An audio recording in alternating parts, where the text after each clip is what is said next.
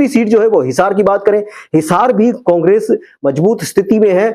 रणजीत सिंह चौटाला व्यक्तिगत तौर से बहुत अच्छे नेता हैं, मगर जिस तरीके से उनका विरोध हो रहा है और जिस तरीके से वहां पर जो भारतीय जनता पार्टी के अंदर भी वहां पर खींचतान बनी हुई है, क्योंकि जो बाहर से नेता आए हैं वो बाहर से नेता उनके साथ जो भारतीय जनता पार्टी का जो पेट वोटर है या जो भारतीय जनता पार्टी का वर्कर है उसका तालमेल नहीं बन पा रहा है। सब अपने हिसाब से वहां पर प्रचार कर रहे हैं और एक जिस तरीके से भारतीय जनता पार्टी की माइक्रो मैनेजमेंट होती है वो देखने में हिसार में नहीं आ रही। हिसार क्या, किसी भी जगह पर वो देखने में नहीं आ रही, क्योंकि जो नए नेता भारतीय जनता पार्टी में कांग्रेस से या किसी भी पार्टी से शामिल हुए हैं तो वो अपने हिसाब से चुनाव चला रहे हैं, अपने हिसाब से कैंपेनिंग कर रहे हैं। और जो भारतीय जनता पार्टी की एक जो लाइन होती है, जो एक तरीका होता है, वो अलग तरीका है। तो वहां पर इस उलझन में भारतीय जनता पार्टी को नुकसान हो रहा है और जो जयप्रकाश है कांग्रेस के प्रत्याशी वो मजबूत स्थिति में है बजाय रणजीत सिंह चौटाला की। और भी बहुत सारी वजह है,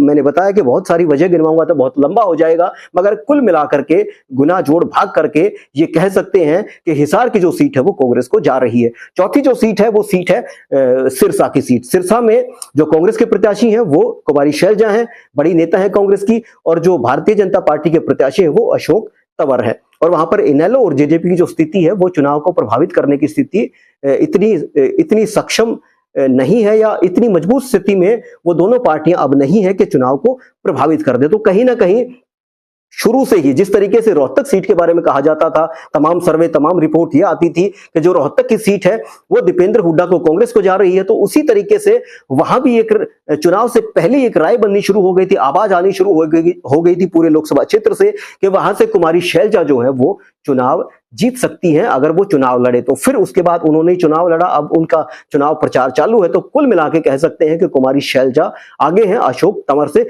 मजबूत स्थिति में है। जो पांचवी सीट बच जाती है वो बच जाती है भिवानी की सीट। भिवानी की जो सीट है उसमें जो मैंने सोनीपत की सीट बताई कि सोनीपत में भारतीय जनता पार्टी ये चाह रही थी कि जाट प्रत्याशी अगर कांग्रेस की तरफ से आ जाए तो भारतीय जनता पार्टी के प्रत्याशी का पलड़ा भारी हो जाएगा। वही स्थिति भिवानी के अंदर थी। भारतीय जनता पार्टी ये चाहती थी कि अगर यहां से जाट चेहरा अगर या जाट प्रत्याशी अगर कांग्रेस की तरफ से आ जाता है तो बड़ी आसानी हो जाएगी भारतीय जनता पार्टी के प्रत्याशी को जीतने में। मगर वहां भी जो कांग्रेस है उन्होंने बड़ी सोच समझ के टिकट जो यादव समुदाय से आते हैं, राव दान सिंह, उनको टिकट दी है। और राव दान सिंह के टिकट देने के बाद वहां पर जो समीकरण है वो बदल गए हैं। समीकरण इसलिए बदल गए हैं कि वहां पर जो 18% के करीब जो यादव मतदाता है वो बहुत बड़ा रोल अदा करता है। जो जाट मतदाता है उसका जो वोट है वो तो कांग्रेस को जा ही रहा है, इसमें कोई दो राय नहीं है, बल्कि जाट समाज का बड़ा शार्प पोलराइजेशन वो कांग्रेस की तरफ हो रहा है 10 की 10 लोकसभा सीटों पर।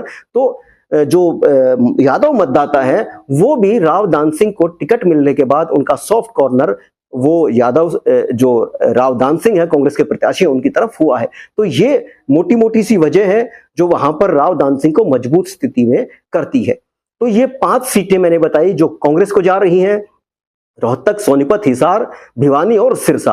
और जो बाकी 5 सीटें बची, करनाल, कुरुक्षेत्र और अंबाला और गुड़गांव और फरीदाबाद, इन सीटों पर कांग्रेस और भारतीय जनता पार्टी का मुकाबला है। और उस मुकाबले में भारतीय जनता पार्टी कितनी सीटें ले पाती है, मैं दो तीन फिगर आपको दे देता हूं। पहला फिगर ये है कि 5-5 का मुकाबला रह सकता है। 5 सीटें कांग्रेस जीत सकती है और 5 सीटें भारतीय जनता पार्टी जीत सकती है। दूसरा जो फिगर है, दूसरा जो आंकड़ा है वो आंकड़ा 8-2 का रह सकता है कि 8 सीटें वो कांग्रेस जीत सकती है और 2 सीटें, जो 5 सीटें मैंने गिनवाई, उन 5 सीटों में से 2 सीटें, कोई भी 2 सीटें वो भारतीय जनता पार्टी जीत सकती है। तीसरा जो फिगर है वो 9-1 का भी रह सकता है। 9 कांग्रेस की सीट हो सकती हैं और जो पिछली 5 सीटें मैंने गिनवाई जिनमें मुकाबला है, उन 5 सीटों में से 1 सीट वो भारतीय जनता पार्टी की, किसी भी 5 सीटों में से 1 सीट निकल सकती है। तो ये फिगर रह सकता है 5-5 का फिगर रह सकता है, या फिर 8-2 का, या फिर 9-1 का फिगर रह सकता है।